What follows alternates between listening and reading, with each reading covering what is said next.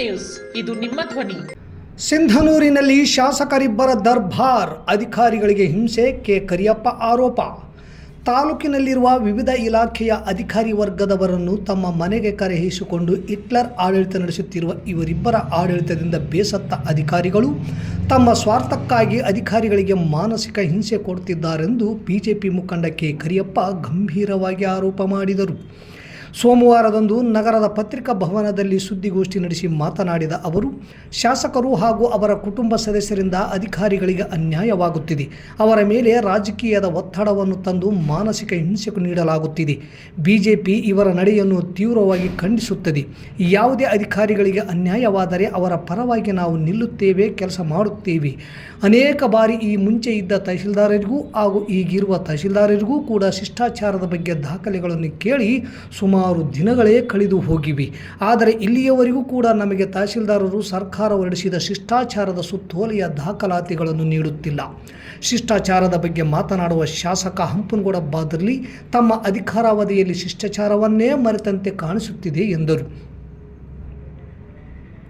ತಾಲೂಕಿನಲ್ಲಿ ಸಾರ್ವಜನಿಕರು ಅನೇಕ ಜ್ವಲಂತ ಸಮಸ್ಯೆಗಳನ್ನು ಎದುರಿಸುತ್ತಿದ್ದಾರೆ. ಬಾದರ್ಲಿ ಕುಟುಂಬದವರೆಲ್ಲರೂ ಶಾಸಕರಂತೆ ವರ್ತಿಸುತ್ತಿದ್ದಾರೆ. ಅಧಿಕಾರಿಗಳನ್ನು ತಮ್ಮ ಮನೆಗೆ ಕರೆಯಿಸಿಕೊಂಡು ಸಭೆ ಮಾಡುತ್ತಿದ್ದಾರೆ. ಸಾಮಾಜಿಕ ನ್ಯಾಯವನ್ನು ಸದಾ ಪ್ರತಿಪಾದಿಸುವ ಸಿಎಂ ಸಿದ್ದರಾಮಯ್ಯನವರು ಸಿಂಧನೂರಿನಲ್ಲಿ ಯಾವುದೇ ಕಾಂಗ್ರೆಸ್ ಪಕ್ಷದ ಕಾರ್ಯಕರ್ತರಿಗೆ, ಮುಖಂಡರಿಗೆ ಸಾಮಾಜಿಕ ನ್ಯಾಯವನ್ನು ಒದಗಿಸಿಕೊಟ್ಟಿಲ್ಲ. ಕೇವಲ ಶಾಸಕ ಬಾದರ್ಲಿ ಹಂಪನಗೌಡ ಅವರ ಮನೆಯವರಿಗೆ ಮಾತ್ರ ಅಧಿಕಾರ ನೀಡಿ ಕಾರ್ಯಕರ್ತರನ್ನು ಮರೆತಂತೆ ಕಾಣಿಸುತ್ತಿದೆ. ಸಿಂಧನೂರಿನಲ್ಲಿ ಹಿಟ್ಲರ್ ಆಡಳಿತದ ಕಾಲ ಆರಂಭವಾಗಿದೆ ಎಂದು ಗ್ರಾಮೀಣ ಘಟಕದ ಅಧ್ಯಕ್ಷ ವೆಂಕೋಬ ನಾಯಕ್ ಮಾತನಾಡಿದರು. ಬಿಜೆಪಿ ನಗರ ಘಟಕದ ನೂತನ ಅಧ್ಯಕ್ಷರಾದ ಸಿದ್ದರಾಮೇಶ್ ಮನ್ನಾಪುರ್ ಮಾತನಾಡಿ, ನಗರಸಭೆಯಲ್ಲಿ ಆಡಳಿತದ ಯಂತ್ರವು ಕುಸಿದಿದೆ. ಫಾರಂ ನಂಬರ್ 3 ಕಟ್ಟಡಗಳ ಪರವಾನಗಿ ಸಿಗದೆ ಜನಸಾಮಾನ್ಯರು ಸಂಕಷ್ಟ ಎದುರಿಸುತ್ತಿದ್ದಾರೆ. ನಗರದ ಪ್ರಮುಖ ರಸ್ತೆಗಳಂತೂ ಹದಗೆಟ್ಟು ಹೋಗಿದ್ದು ನಿರ್ವಹಣೆ ಇಲ್ಲದಂತಾಗಿದೆ. ನಗರಸಭೆ ಅಧ್ಯಕ್ಷರ ಪತಿ ಪ್ರಭುರಾಜ್ ಅಧಿಕಾರಿಗಳ ಮೇಲೆ ದರ್ಪ ತೋರುತ್ತಿದ್ದಾರೆ ಎಂದು ಆರೋಪಿಸಿದರು. ಈ ವೇಳೆ ಬಿಜೆಪಿ ಮುಖಂಡರಾದ ಆದಿಮನಿ ಪರಮೇಶಪ್ಪ, ಬಸವರಾಜ್ ಸಿದ್ದರಾಂಪುರ್ ಸೇರಿದಂತೆ ಅನೇಕರಿದ್ದರು. ತಂಗಡಿಯವರು ಮಾತಾಡೋರು ಮೈಸೂರಲ್ಲಿ ಜನಸಂಪರ್ಕ ಇದು ಮಾಡಿದರು ಸಿದ್ದರಾಮಯ್ಯ ಸಾಹೇಬರು. ಒಂದು ಮಾಡೋ ಕಾಲಕ್ಕೆ ಒಬ್ಬ ಹೆಣ್ಮಗಳ ಸೆರಗಿಡಿದು ಹೇಳಿದ್ರು, ಅದು ಅಪವಾದಲ್ಲ.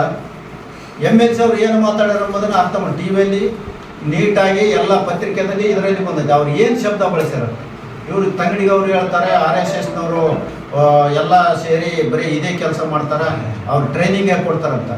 ಮಾನ್ಯ ತಂಗಡಿ ಸಾಹೇಬರು ತಾವು ಮೊದಲು ಎಲ್ಲಿಂದ ಬಂದಾರಪ್ಪ ಅದನ್ನು ಅರ್ಥ ಮಾಡಿಕೊಂಡು ಮಾತಾಡ್ಬೇಕು ಅವರು. ಯಾಕಂದ್ರೆ ಅವರು RSS ಮೂಲಕ ಮತ್ತು BJPಯಿಂದ ಬಂದಾರ, ಅದನ್ನು ಮರ್ತಾರೆ. ಇವತ್ತು ಅಧಿಕಾರ ಬಂದೈತಲ್ಲ ಅವರಿಗೆ, ಅಧಿಕಾರ ಬಂದ ತಕ್ಷಣ ಎಲ್ಲ ಮರ್ತಾರೆ. ಹಿಂದಿಂದ ಯಾವತ್ತು ಮರಿಬಾರ್ದು. ತಂಗಡಿಗವರು ಎಚ್ಚರದಿಂದ ನಮ್ಮ BJPಯ ಯಾರೇ ಇರಲಿ ಲೀಡರ್ ಬಗ್ಗೆ ಮಾತಾಡಬೇಕಾದ್ರೆ CT ರವಿ ಅವರು ಕೂಡ ಅವ್ರ ಬಗ್ಗೆ ಕೂಡ ಮಾತಾಡಿದ್ದಾರೆ. ಮಾತಾಡುವಾಗ ಎಚ್ಚರ ವಹಿಸಿ ಮಾತಾಡ್ಬೇಕಂತೇಳಿ ನಾನು ತಂಗಡಿಗವರಲ್ಲಿ ಮನವಿಯನ್ನು ಮಾಡ್ತೇನೆ. ಯಾಕಂದ್ರೆ ಡಾಕ್ಟರ್ BR ಅಂಬೇಡ್ಕರ್ ಅವರ ಕನಸಿನಂತೆ ಶಿಕ್ಷಣ ಪಡೆದು ಬದುಕು ಕಟ್ಟಿಕೊಳ್ಳಿ. ಶಾಸಕ ಬಸನಗೌಡ ತುರ್ವಿಹಾಳ್. ಪ್ರತಿಯೊಬ್ಬರೂ ಶಿಕ್ಷಣದಿಂದ ವಂಚಿತರಾಗದೆ ಡಾಕ್ಟರ್ BR ಅಂಬೇಡ್ಕರ್ ಅವರ ಕನಸಿನಂತೆ ಆಶಯದಂತೆ ಶಿಕ್ಷಣ ಪಡೆದು ತಮ್ಮ ಬದುಕನ್ನು ಕಟ್ಟಿಕೊಳ್ಳಲಿ ಎಂಬ ಸದುದ್ದೇಶದಿಂದ ಮೊರಾರ್ಜಿ ದೇಸಾಯಿ ವಸತಿ ಶಾಲೆಗೆ ಅಡಿಗಲ್ಲು ಹಾಕಿ ಭೂಮಿ ಪೂಜೆ ನೆರವೇರಿಸಿದ್ದೇವೆ ಎಂದು ಶಾಸಕರು ಹಾಗೂ ಕರ್ನಾಟಕ ರಾಜ್ಯ ಖಾದಿ ಮತ್ತು ಗ್ರಾಮೋದ್ಯೋಗ ನಿಗಮದ ಮಂಡಳಿಯ ಅಧ್ಯಕ್ಷರಾದ ಬಸನಗೌಡ ತುರ್ವಿಹಾಳ್ ಹೇಳಿದರು. ತಾಲೂಕಿನ ಮಾಟೂರು ಸೀಮೆಯಲ್ಲಿ ಜಿಲ್ಲಾಡಳಿತ, ಜಿಲ್ಲಾ ಪಂಚಾಯತ್, ಸಮಾಜ ಕಲ್ಯಾಣ ಇಲಾಖೆ ರಾಯಚೂರು ಇವರ ಸಂಯುಕ್ತಾಶ್ರಯದಲ್ಲಿ ಹಮ್ಮಿಕೊಳ್ಳಲಾಗಿದ್ದ ಡಾಕ್ಟರ್ BR ಅಂಬೇಡ್ಕರ್ ವಸತಿ ಶಾಲೆಗೆ ಸೋಮವಾರ ಭೂಮಿ ಪೂಜೆ ನೆರವೇರಿಸಿ ಮಾತನಾಡಿದ ಅವರು, ರಾಜ್ಯ ಸರ್ಕಾರ ಬಡವರು, ಅಲ್ಪಸಂಖ್ಯಾತರು, ಹಿಂದುಳಿದವರು ಶಿಕ್ಷಣದಿಂದ ವಂಚಿತರಾಗದೆ ಪ್ರತಿಯೊಬ್ಬರೂ ಶಿಕ್ಷಣ ಪಡೆದುಕೊಳ್ಳಲಿಕ್ಕೆ ಅನೇಕ ರೀತಿಯ ಯೋಜನೆಗಳನ್ನು ಜಾರಿಗೆ ತಂದಿದೆ. ಇದನ್ನು ಸದುಪಯೋಗ ಮಾಡಿಕೊಂಡು ಶಿಕ್ಷಣವಂತರಾಗಲಿ ಎಂಬುದು ರಾಜ್ಯ ಸರ್ಕಾರದ ಆಶಯವಾಗಿದೆ. ಕಾಂಗ್ರೆಸ್ ಸರ್ಕಾರದ ಅಭಿವೃದ್ಧಿ ಕೆಲಸಗಳನ್ನು ನೋಡಿ ಬಿಜೆಪಿಗರು ಕೆಂಡ ಕಾರುತ್ತಿದ್ದಾರೆ. ಇಲ್ಲ ಸಲ್ಲದ ಸುಳ್ಳು ಆರೋಪಗಳನ್ನು ಮಾಡಲಿಕ್ಕೆ ಶುರು ಮಾಡಿದ್ದಾರೆ. ಮಾಜಿ ಶಾಸಕ ಪ್ರತಾಪ್ ಗೌಡ ಪಾಟೀಲ್ ಕಾಂಗ್ರೆಸ್ ಕಾರ್ಯಕರ್ತರ ಮೇಲೆ ಮನೆ ಕೊಡಿಸುವುದಾಗಿ ಹೇಳಿ ಹಣ ವಸೂಲಿ ಮಾಡುತ್ತಿದ್ದಾರೆ ಎಂದು ಸುಳ್ಳು ಆರೋಪ ಮಾಡುತ್ತಿದ್ದಾರೆ. ತಮ್ಮ ಅವಧಿಯಲ್ಲಿ ಯಾವ ಕೆಲಸವನ್ನು ಸಹ ಸಂಪೂರ್ಣ ಮಾಡದೆ ಎಲ್ಲ ಅರೆಬರೆ ಕೆಲಸಗಳನ್ನು ಮಾಡಿ ಬೋಗಸ್ ಬಿಲ್ಗಳನ್ನು ಎತ್ತಿರುವ ಎಷ್ಟೋ ಉದಾಹರಣೆಗಳು ನಮ್ಮ ಮುಂದೆ ಇವೆ. ನಮ್ಮ ಕಾಂಗ್ರೆಸ್ ಸರ್ಕಾರ 5-ವೇ ಕಾಲುವೆ ಮತ್ತು ಕನಕನಾಲದಂತಹ ದೊಡ್ಡ ಯೋಜನೆಯ ಅಭಿವೃದ್ಧಿಗೆ ಮುಂದಾಗಿದ್ದು, ಈ ಅಭಿವೃದ್ಧಿಯಿಂದ ಸಾವಿರಾರು ಹೆಕ್ಟೇರ್ ಪ್ರದೇಶಕ್ಕೆ ನೀರಿನ ಸೌಲಭ್ಯ ಸಿಗುತ್ತದೆ, ರೈತರ ಬದುಕು ಹಸನಾಗುತ್ತದೆ. ತಮ್ಮ 11 ವರ್ಷದ ಅವಧಿಯಲ್ಲಿ ಅಭಿವೃದ್ಧಿ ಕೆಲಸ ಮಾಡದೆ ಸುಮ್ಮನಿದ್ದು ನಮ್ಮ ಅಭಿವೃದ್ಧಿ ಕಂಡು ಈಗ ಸುಳ್ಳು ಆರೋಪ ಮಾಡುತ್ತಿರುವುದು ಸಮಂಜಸವಲ್ಲ. ಹಾಗೆ ಕೇಂದ್ರ ಸರ್ಕಾರ ಜನಸಾಮಾನ್ಯರ ಬದುಕಿಗೆ ಕೊಡಲಿ ಏಟು ಕೊಟ್ಟಿದೆ. ಏಕೆಂದರೆ ಶೇಕಡ 18ರಷ್ಟು GST ತೆರಿಗೆ ಹಾಕಿ ಜನರ ರಕ್ತ ಹೀರುವ ಕೆಲಸ ಮಾಡುತ್ತಿದೆ. ಈ GST ಹೊರೆ ಯುವಕರಿಗೆ ಗೊತ್ತಾಗುತ್ತಿಲ್ಲ, ಅವರ ತಂದೆ ತಾಯಿಯವರಿಗೆ ಗೊತ್ತಾಗುತ್ತಿದೆ. ಮನೆ ಕಟ್ಟಲಿಕ್ಕೆ ಸಿಮೆಂಟ್, ಕಬ್ಬಿಣ, ಹೊಲಕ್ಕೆ ರಸಗೊಬ್ಬರ ತರುವವರಿಗೆ ಗೊತ್ತಾಗುತ್ತದೆ GSTಯ ಪರಿಣಾಮ ಎಂಥದ್ದು ಎಂದರು.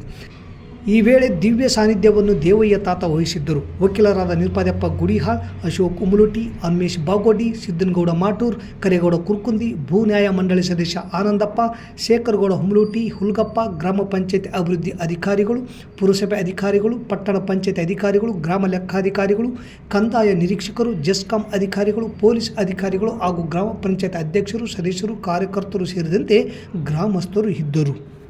ಕೊರಮ ಕೊರಚ ಮಹಿಳೆಯರ ಮೇಲೆ ಹಲ್ಲೆ, ಸಮಾಜದಿಂದ ಪ್ರತಿಭಟನೆ. ಕೊರಮ ಕೊರಚ ಕೊರವ ಸಮಾಜದ ಮಹಿಳೆಯರ ಮೇಲೆ ಹಲ್ಲೆ ನಡೆಸಿದ ಆರೋಪಿಗಳ ವಿರುದ್ಧ ಕಠಿಣ ಕ್ರಮ ಕೈಗೊಳ್ಳುವಂತೆ ತಾಲೂಕಾ ಕುಳುವ ಮಹಾಸಂಘದ ವತಿಯಿಂದ ನಗರದಲ್ಲಿ ಪ್ರತಿಭಟನೆ ನಡೆಸಿ ತಹಸೀಲ್ದಾರರ ಮೂಲಕ ಮುಖ್ಯಮಂತ್ರಿಗಳಿಗೆ ಮನವಿ ಪತ್ರ ಸಲ್ಲಿಸಿದರು. ನಗರದ ಪ್ರವಾಸಿ ಮಂದಿರದಿಂದ ಹೊರಟ ಪ್ರತಿಭಟನಾ ಮೆರವಣಿಗೆ ಸಮಾಜದ ಮಹಿಳೆಯರ ಮೇಲಿನ ದೌರ್ಜನ್ಯ ಖಂಡಿಸಿ ಆರೋಪಿಗಳನ್ನು ಬಂಧಿಸಿ ಕಠಿಣ ಕ್ರಮ ಕೈಗೊಳ್ಳುವಂತೆ ಘೋಷಣೆಗಳನ್ನು ಕೂಗಿದರು. ಜೂನ್ 5ರಂದು ಮಾಜಿ ಸಚಿವ ಎಚ್ ಆಂಜನೇಯ ನೇತೃತ್ವದಲ್ಲಿ ವಿಧಾನಸೌಧದಲ್ಲಿ ಸಭೆ ನಡೆಸಿದ್ದು, ನಮ್ಮ ಸಮಾಜದ ಮುಖಂಡರನ್ನು ಸಭೆಗೆ ಕರೆಯದೇ ಸಭೆ ಮಾಡಿದ್ದು ಸರಿಯಲ್ಲ ಎಂದು ಅಲೆಮಾರಿ ಅಭಿವೃದ್ಧಿ ನಿಗಮದ ಅಧ್ಯಕ್ಷರಾದ ಪಲ್ಲವಿ ಹಾಗೂ ಸಮಾಜದ ಮಹಿಳೆ ಪ್ರಭಾವತಿ ಜೊತೆಗೆ ಹೋಗಿ ಕೇಳಿದ್ದಾರೆ ಅಷ್ಟೇ. ಸಭೆಯಲ್ಲಿದ್ದ ಕೆಲವರು ಮಹಿಳೆಯರಿಗೆ ಅವ್ಯಾಚ್ಯ ಶಬ್ದಗಳಿಂದ ಬೈದು ಎಳೆದಾಡಿ ಜಾತಿ ನಿಂದನೆ ಮಾಡಿ ಮಾನಹಾನಿ ಮಾಡಿದ್ದು ಆರೋಪಿಗಳನ್ನು ಬಂಧಿಸಬೇಕೆಂದು ಕುಳುವ ಮಹಾಸಭಾದ ತಾಲೂಕಾ ಅಧ್ಯಕ್ಷರಾದ ರಾಮಕೃಷ್ಣ ಭಜಂತ್ರಿ ಒತ್ತಾಯಿಸಿದರು. ಸಮಾಜದ ಮುಖಂಡರಾದ ದುರ್ಗಪ್ಪ ಕಾರ್ಲಕುಂಟಿ, ನಿರುಪಾದಿ ತುರಡಿಗಿ, ಹನುಮಂತ ಸಂಕೇಶ್ವರ, ಯಲ್ಲಪ್ಪ ಉದ್ಬಾಳ್, ಮಹೇಶ್, ಹನುಮಂತ ನಂದವಾಡಿಗಿ, ಬಸವರಾಜ್ ಎಲೆಕೂಡ್ಲಿಗಿ, ಮರಿಯಪ್ಪ, ಗುಡದಪ್ಪ, ಸುಬ್ಬಣ್ಣ, ಹನುಮಂತ ವಂಕಲ್ಕುಂಟಿ, ಹೊಳೆಯಪ್ಪ, ಹುಲ್ಲಪ್ಪ, ಉಪ್ಪಲದೊಡ್ಡಿ, ಮಹಿಳೆಯರು ಸೇರಿದಂತೆ ನೂರಾರು ಜನರು ಪ್ರತಿಭಟನೆಯಲ್ಲಿ ಭಾಗವಹಿಸಿದ್ದರು.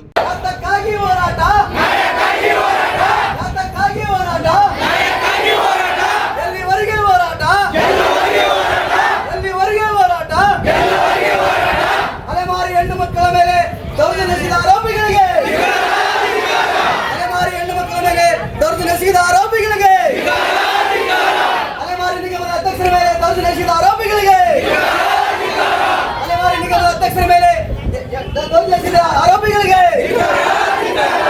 ಎಸ್ಸಿ ಅಲೆಮಾರಿ ಜಾತಿಗಳ ಒಕ್ಕಟ್ಟು ಹೊಡಿತಿರುವ ಕೆಲ ಪುಂಡರಿಗೆ, ಎಸ್ಸಿ ಅಲೆಮಾರಿಗಳ ಒಕ್ಕಟ್ಟು ಹೊಡಿತಿರುವ ಕೆಲ ಪುಂಡರಿಗೆ ಬೇಕೇ ಬೇಕು, ಬೇಕೇ ಬೇಕು. ಯಾತಕ್ಕಾಗಿ ಹೋರಾಟ, ಯಾತಕ್ಕಾಗಿ ಹೋರಾಟ, ಎಲ್ಲಿವರೆಗೆ ಹೋರಾಟ?